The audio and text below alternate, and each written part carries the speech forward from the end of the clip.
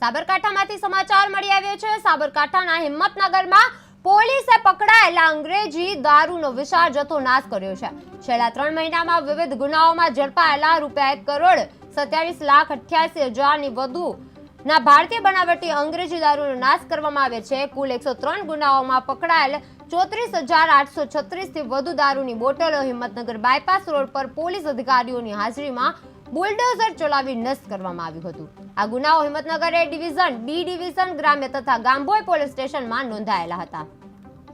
જિલ્લાના હિંમતનગર તાલુકાના 4 police station, Himmatnagar A division, Himmatnagar B division police station, Himmatnagar ગ્રામ્ય તથા ગાંભોઈ પોલીસ સ્ટેશનમાં છેલ્લા 3 થી 4 મહિનામાં પકડાયેલ વિદેશી દારૂ જે 103 ગુનાનો 34,836 બોટલો છે અને એની કિંમત થાય છે 1,27,88,413, જેનો આજરોજ હિંમતનગર બાયપાસ પાસે કોર્ટના હુકમ આધારે નાશ કરવામાં આવેલ છે।